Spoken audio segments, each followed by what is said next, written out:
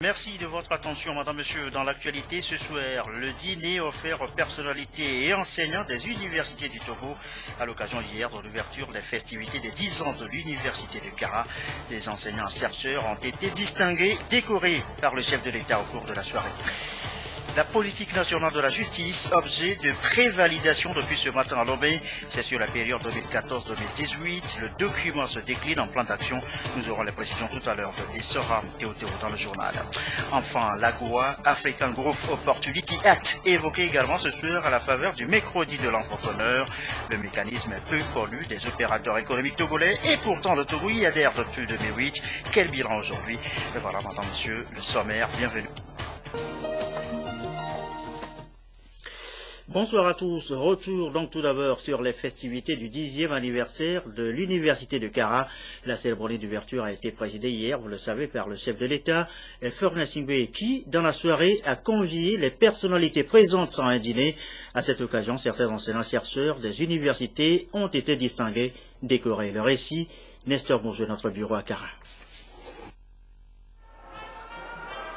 Les cérémonies d'ouverture des activités du 10e anniversaire de l'Université de Kara et de la rentrée solennelle des universités et établissements publics de l'enseignement supérieur du Togo, comptant pour l'année académique 2013-2014, ont connu la participation d'éminents professeurs étrangers aux côtés de leurs homologues togolais. Pour leur notoriété, certains parmi eux ont reçu des mains du président de la République, Faure Gnassingbé, des marques d'honneur du pays. D'abord, 3 ont été élevés à la dignité de commandeur dans l'ordre des palmes académiques. Ouvrez le banc.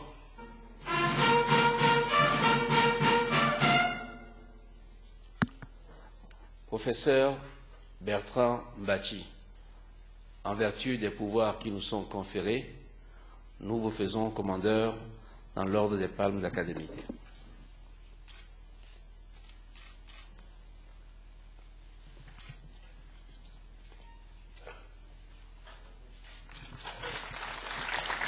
Professeur Komlavi Francisco Sedo, en vertu des pouvoirs qui nous sont conférés, nous vous faisons commandeur dans l'ordre des palmes académiques.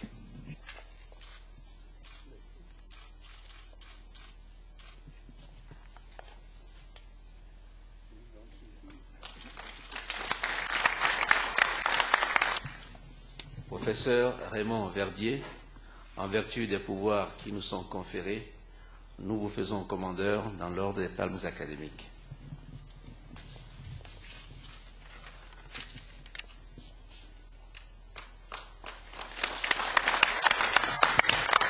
Ensuite, 13 autres professeurs ont été faits officiers dans l'ordre des palmes académiques.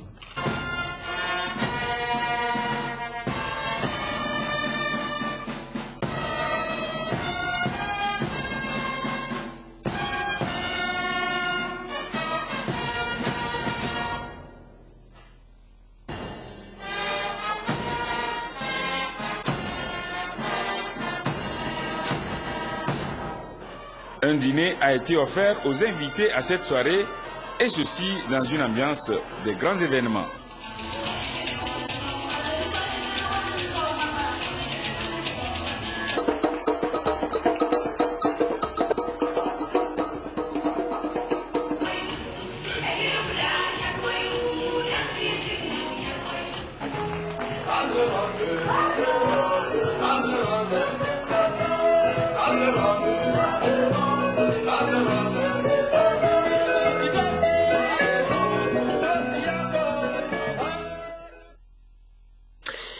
À Lomé, ce matin, le président de l'Assemblée nationale a reçu, lui, en audience, l'honorable Atinine Dibo. Il est le 5e vice-président du Parlement nigérien. Il est porteur d'un message de son président Ama Amadou Adama Dramani. Aucune déclaration n'a été faite à l'issue de leur entretien. Voilà donc pour les images de cette audience ce matin à l'Assemblée nationale. On en vient maintenant à notre deuxième titre de l'actualité ce soir, la politique nationale de la justice. Elle se décline en plan d'action et prend en compte la période 2014-2018 dans un document en cours d'élaboration. Le dit document fait objet depuis ce matin d'échanges à Lomé. Les précisions Essora Théothéo.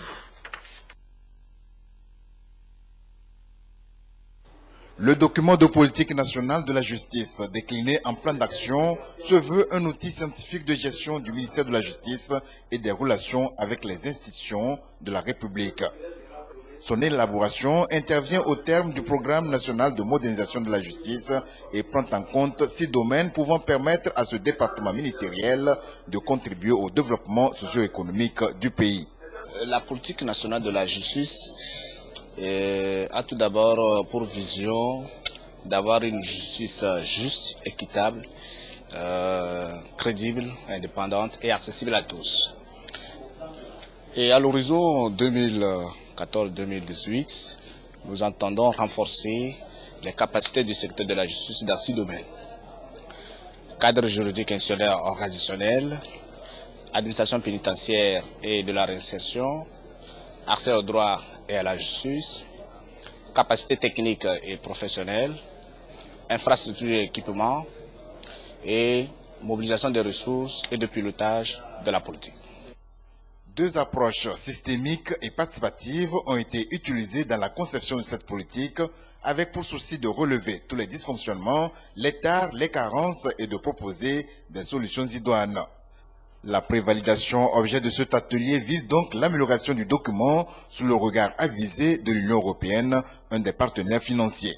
Que la complexité de la tâche, effectivement, nous encourage l'Union européenne à essayer de donner notre appui à la définition de cette politique sectorielle, mais peut-être plus important que cet appui à la définition d'une politique, c'est de dire, comme nous l'avons montré déjà à plusieurs reprises, notre disposition, notre partenariat à accompagner la mise en œuvre de cette politique une fois qu'elle soit décidée par les autorités togolaises.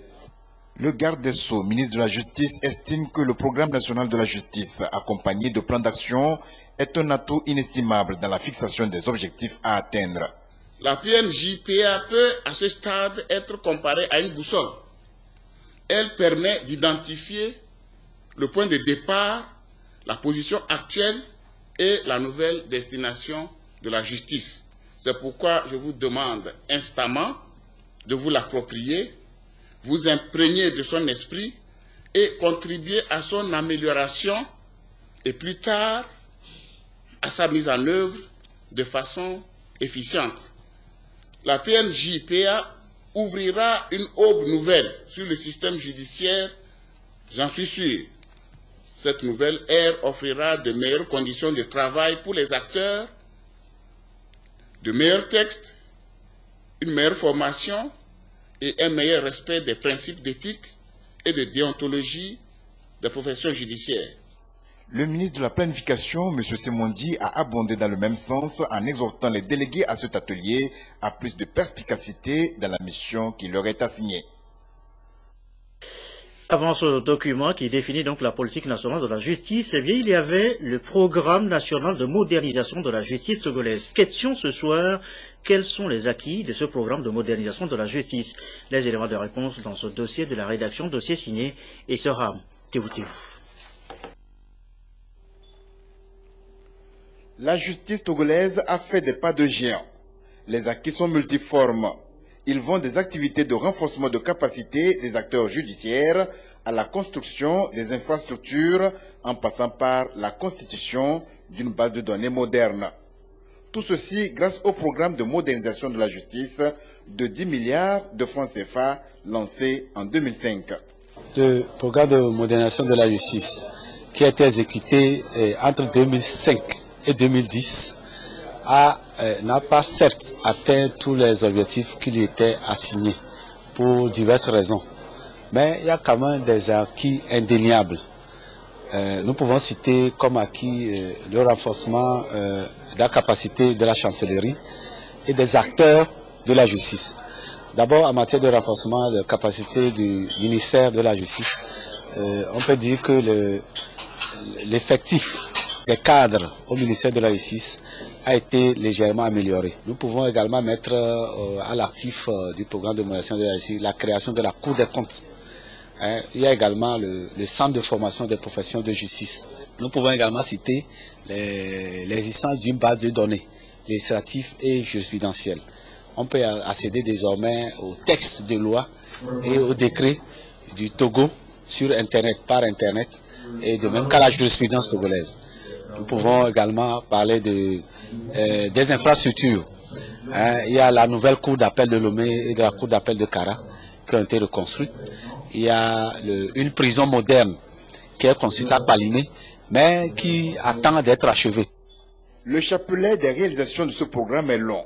L'Union européenne s'est investie lourdement aux côtés des autres partenaires financiers et du gouvernement pour sortir la justice togolaise de l'ornière. Mais la route reste encore longue pour asseoir une justice dépouillée de préjugés et des mots qui entachent sa crédibilité. De toute évidence, on ne peut pas nier qu'il y a eu des avancées significatives dans ce processus de modernisation de la justice, mais c'est vrai qu'il y a d'autres questions qui restent encore à définir. Probablement au domaine des infrastructures, probablement dans les domaines du cadre juridique, un cadre juridique propre du Togo, et je parle du code pénal, du code de procédure pénale, des règlements intérieurs dans les prisons. Il y a une question aussi sur l'augmentation de la performance de tous les acteurs des circuits judiciaires. Aujourd'hui, le programme de modernisation de la justice est remplacé par la politique nationale de la justice. Pourra-t-elle moraliser le corps judiciaire? La question reste posée. Comme le disait le ministre de la Justice, nous avons des textes, nous avons des bons textes, nous les avons dans la tête, mais il faut que nous les ayons dans le cœur. Il faut que les gens mettent en œuvre, appliquent les textes. Et il faut que les magistrats soient suivis. C'est un problème de contrôle. L'inspection générale des services judiciaires mérite d'être renforcée en effectifs et en moyens. La lutte contre la corruption est un des immenses défis à relever pour faire de la justice togolaise le socle de la stabilité, de la paix, du développement économique et social. Et c'est d'ailleurs l'une des missions dévolues à la politique nationale de la justice qui permettra de pérenniser les acquis du précédent programme. Il est 20h12. Le saviez-vous? Depuis 2008, le Togo a rejoint la liste des pays africains éligibles à l'AGOA, African Growth and Opportunity Act. C'est une législation qui accorde l'accès au marché américain, mais nombre d'opérateurs économiques togolais ignorent encore cette opportunité. L'ANPGF lance donc l'ANPGF, l'Agence nationale de promotion et de garantie des financements des PME-PMI, se charge de faire connaître davantage l'AGOA et ses conditions d'accès. Objet ce jour du mercredi de l'entrepreneur Nathalie Panigui pour les précisions.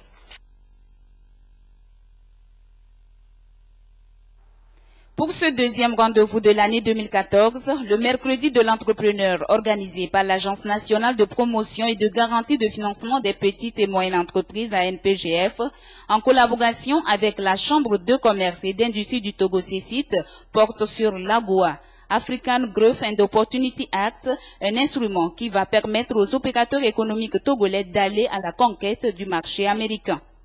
Les études ont constaté que les exportations du Togo vers les États-Unis d'Amérique sous le régime AGOA sont très faibles, en deçà des attentes. C'est pourquoi la NPGF a jugé utile d'organiser ce séminaire avec l'appui de l'ambassade des États-Unis d'Amérique pour pouvoir donner aux hommes d'affaires togolais les opportunités pour conquérir le marché américain. Donc leur expliquer ce que c'est que l'AGOA, les conditions à remplir pour être éligible et toutes les formalités nécessaires pour que les produits togolais puissent intégrer le marché américain. Ici, les exposés vont être axés sur les opportunités et les contraintes, puis sur l'appui et l'accompagnement de ce mécanisme. Une autre formation est en vue les 26, 27 et 28 février prochains à la Chambre de commerce pour consolider les acquis et maîtriser les démarches que l'opérateur économique doit effectuer pour être éligible à l'AGOA. AGOA, African Growth and Opportunity Act, ce mécanisme qui permet donc aux pays membres d'exporter vers les États-Unis à des taux exonérés de taxes. Au-delà, quels sont les autres avantages? Et pour le Togo, quel bilan peut-on dresser depuis 2008? Les éclairages avec Fallon Donekou. Accéder au marché américain à moindre coût, c'est possible depuis l'an 2000 grâce au programme AGOA, African Growth Opportunity Act, mis en place au profit des États africains. Cette opportunité d'affaires offerte par les États-Unis vise la réduction de la pauvreté à travers la promotion des exportations de l'Afrique vers les USA. Le Togo, qui fait partie des 39 États africains qui ont été sélectionnés et qui bénéficient de ce programme, a visiblement peu profité de cette aubaine. Seulement 0,3% et 1,3% de taux d'exportation ont été respectivement réalisés en 2008 et en 2009. C'est un bilan très faible par rapport aux avantages du programme. De 2008 à 2011, il y a eu une période de flottement avant que l'USAID ne fasse mettre en place le centre de ressources à Goa, qui est logé à la Chambre de commerce et qui accompagne les opérateurs économiques togolais. Il faut dire qu'en raison des difficultés linguistiques, il y a beaucoup de Togolais qui font passer leurs produits par le Ghana. Mais aujourd'hui, on peut dire que certains produits phares, tels le cajou, est réellement exporté vers les États-Unis par une société togolaise dans le cadre AGOA. Le comité AGOA qui est mis en place depuis que le Togo est éligible fait des réunions de sensibilisation, d'information également. Et aujourd'hui, je peux dire qu'une partie des opérateurs économiques intéressés par le marché américain connaît un tout petit peu le système AGOA et comment procéder. Les minerais, les produits pétroliers, le textile, les produits artisanaux et agroalimentaires, ce sont les articles exonérés dans le cadre de l'AGOA. Il revient aux opérateurs économiques de saisir cette opportunité pour que le Togo bénéficie davantage de ce créneau économique. L'importance pour une économie, c'est de pouvoir diversifier les exportations, les destinations des exportations.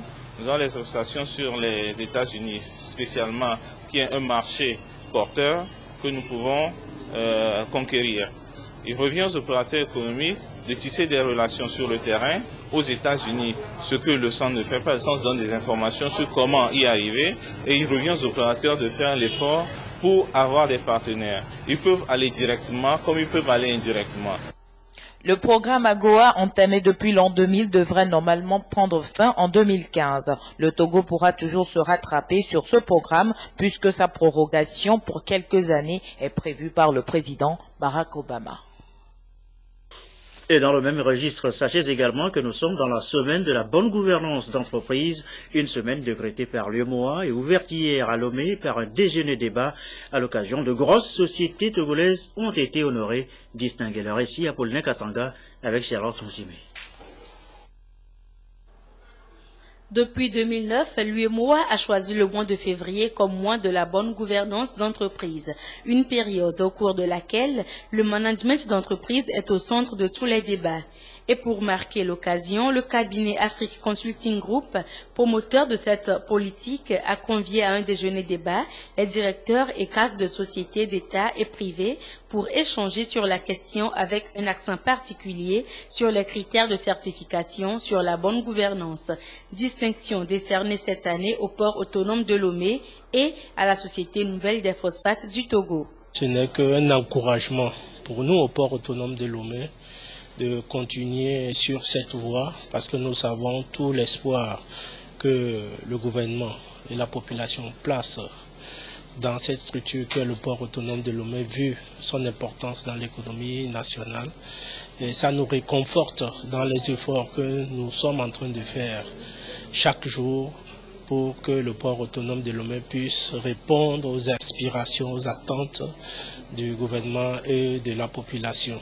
Donc, nous recevons ce prix aujourd'hui avec la joie, mais en même temps aussi en nous disant que c'est une grande responsabilité, nous devons faire encore plus. Les principes d'une bonne gouvernance vont instaurer un rapprochement basé sur la confiance entre l'État et le dirigeant. Et en même temps entre les partenaires pourvoyeurs de fonds de la société, lorsque la société a besoin de fonds, au niveau de sa signature, ça embellit l'image ou bien la signature de la société dans les banques.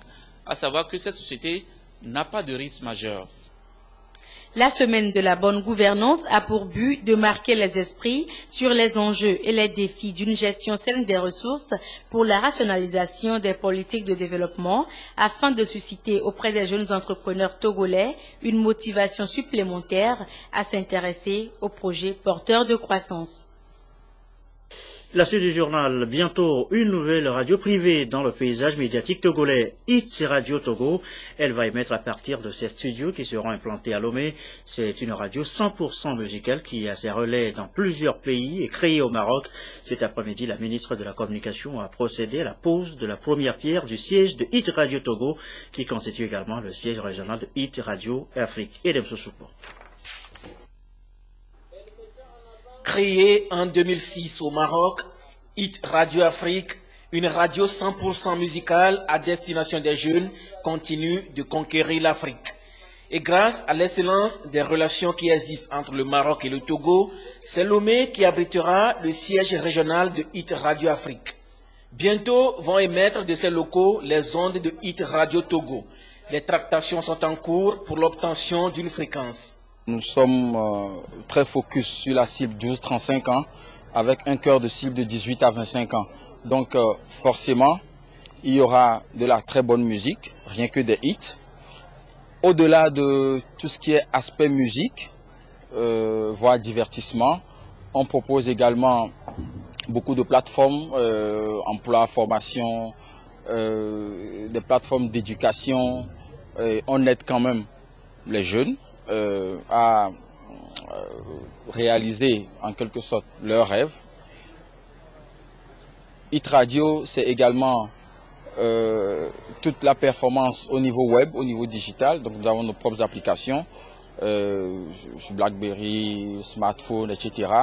Nous sommes très performants sur le web avec notre site internet itradio.ma. Les promoteurs de It's Radio Afrique rêvent d'une radio résolument positive, une radio des forces vives de la nation qui va insuffler aux auditeurs les valeurs de l'exemplarité, les valeurs citoyennes. Le gouvernement trouve déjà en elle un puissant moteur de promotion du patrimoine socio-culturel togolais. Cette radio sera une vitrine pour le Togo et mettra en exergue, entre autres, notre patrimoine musical national, nos valeurs, les talents et le potentiel de notre jeunesse. Il servira de vivier de talents journalistiques grâce à la formation, au stage qu'il pourra offrir et à l'emploi également qu'il pourra offrir à notre jeunesse. Et j'en profite encore pour insister et appeler It's Radio Togo au respect continu de l'éthique et de la déontologie afin d'être une référence pour les autres médias et pour les jeunes en formation dans nos écoles de journalisme. It's Radio Togo, hub régional de It's Radio Afrique, c'est une nouvelle bien appréciée ici et l'on ne peut que souhaiter bon vent à cette radio. On laissait entendre les différents interlocuteurs. It's Radio Afrique a ses relais dans actuellement 6 pays d'Afrique, notamment au Burkina Faso, au Burundi, en Centrafrique, au Congo, au Gabon et au Sénégal. Environnement et les changements climatiques, les principaux acteurs impliqués dans la lutte contre les aléas climatiques échangent à Lomé. La réduction des risques de catastrophes au Togo constitue la préoccupation majeure. Eric Janipo, Firmé à Dinari. Les effets des changements climatiques et des catastrophes liées aux aléas hydrométéorologiques constituent des enjeux majeurs au développement des pays. En effet, la décennie 2000 a été marquée au Togo par des pluies diluviennes qui ont causé près de 82 767 sinistrés, 7 744 hectares de cultures dévastées, 3 947 habitations inondées ainsi que des cas de décès. C'est pour cela que le gouvernement a mis en place des stratégies pour apporter des solutions définitives. C'est dans ce cadre que s'inscrit cet atelier de formation qui va permettre aux acteurs impliqués, notamment la cellule de gestion des catastrophes, de poursuivre la lutte afin d'atténuer les effets des catastrophes climatiques. Le Togo a franchi beaucoup d'étapes dans le cadre de la réduction des risques de catastrophes. Et nous sommes en train d'aller à l'échelle. Aller à l'échelle suppose aujourd'hui que nous avons beaucoup d'actions sur le terrain. Cet atelier vient à point nommé pour résoudre un des aspects relevés par notre stratégie nationale. Et donc il s'agit là d'avoir les données sur les 30 dernières années sur les catastrophes. Donc ce serait vraiment fastidieux pour nous. Et donc au terme de cet atelier, les participants seront formés sur un logiciel qui permet d'aller sur le terrain pour réduire davantage la vulnérabilité de nos communautés. Au cours de cette rencontre, ces acteurs vont également réfléchir sur les capacités d'accroître les investissements publics en vue d'une bonne gestion du dossier. En matière de gestion de catastrophes, le Togo est une référence dans la sous-région. La preuve, c'est qu'il y a des pays amis qui sont venus s'inspirer de notre expérience. Ça, c'est un. De deux, cette base de données nous donnera des éléments qui nous permettraient d'apprécier dans une dynamique d'anticipation les problèmes qui nous assaillent quand il s'agit de changement climatique. Cette démarche va sans nul doute consolider les efforts du gouvernement déjà engagés dans le domaine de la gestion des risques de catastrophes au Togo. Ceci pour offrir un meilleur cadre de vie aux populations. À signaler également dans l'actualité la semaine de l'amitié entre les peuples, une semaine marquée notamment par la présentation publique des patrons de presse. Plusieurs manifestations sont au menu. Aliou Ourotitiri, Charlotte Moussime. La semaine de l'amitié organisée par le Rotary Club Lomé Cocotier en collaboration avec le Club Saint-Jean-de-Dieu vise à consolider le lien fraternel entre les peuples.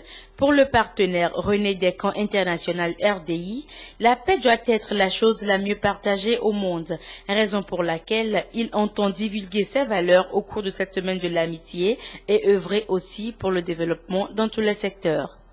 Notre participation à la semaine de l'amitié rentre dans le cadre de la paix entre les peuples. Et on souhaite que RDI, comme RDI investit sur le Togo, et à cette occasion, on souhaitait en même temps montrer que RDI n'est pas là que pour prendre de l'argent au Togo et fournir du matériel. On est là aussi là pour développer le Togo et apporter des dons, comme on va faire un don à l'hôpital de B prochainement. Et également les dons qu'on fait par les prix de l'excellence, qu'on a commencé à partir de 2013, avec les prix d'excellence pour les écoles, les prix d'excellence pour les journalistes pendant la foire de Togo 2000, et également les prix pour les militaires pendant la Saint-Éloi. La société René Descamps International est basée en France avec une représentation au Togo. Dans le cadre de cette semaine de l'amitié, elle a offert un ordinateur portable aux organisateurs, puis du matériel d'assainissement à la délégation spéciale de la ville de Lomé. Un mot de politique intérieure, la coalition Arc-en-Ciel a un nouveau président en exercice. C'est Bassabi Kagbara qui prend la présidente tournante. Il appelle à soutenir les réformes garantissant des élections locales et présidentielles apaisées. Vincent Pouvels, Isidore Koubati. Bassabi Kagbara prend les commandes de la coalition Arc-en-Ciel pour les 6 prochains mois. Pour le leader du PDP, l'heure est à la mobilisation de tous les partis de la coalition pour faire face aux enjeux électoraux à venir. Nous voulons être unis pour être forts, mais je crois que déjà il y a un pas de fait. Et en matière politique et de gestion des hommes, il ne faut pas trop rêver. Ça ne peut pas changer d'un seul coup comme ça. Ça va progressivement. Il y a des progrès qui sont faits, mais qui ne sont pas toujours sensibles. Aujourd'hui, l'Arc-en-Ciel est en train de réussir un peu son union. Bassabi Kagbara succède à Maître Chassouna Traoré du MCD. Aujourd'hui, la coalition regroupe 6 partis que sont le PDP, le MCD, le CAR, la CDPA, le DS Togo et le tout dernier adhérent, Santé du Peuple. On referme cette édition sur la fête de la communauté chinoise au Togo. C'était le week-end dernier. À l'occasion, la coopération entre les deux peuples togolais et chinois a été louée dans une ambiance bon enfant dans les jardins de la BTCI à Lomé. Le récit de Pierre Soussoupo. Retrouvailles entre les Chinois vivant au Togo à l'occasion de la fête du cheval, fête qui se poursuit avec celle du Festival des Lanternes, symbole du jour où la lune apparaît ronde. Plusieurs convives ont fait le déplacement de la BTCI pour célébrer l'excellence des liens de coopération sino-togolaise. À cette occasion, le président de l'association Amitié Chine-Togo et d'autres autorités ont loué les liens entre les deux pays et les deux peuples dans la langue chinoise.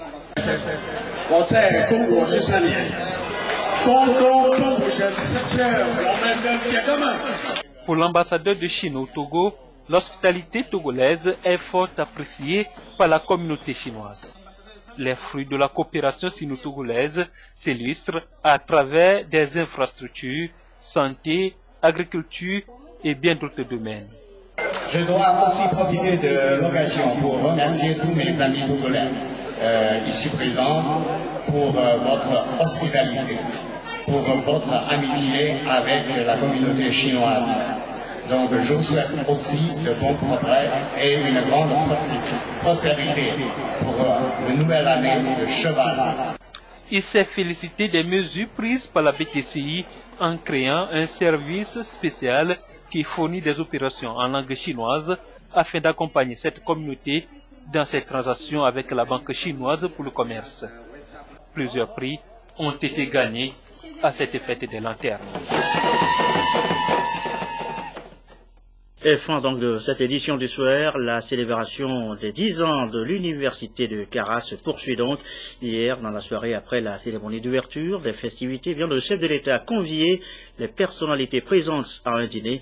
À l'occasion, des enseignants-chercheurs des universités ont été honorés, décorés par le président de la République.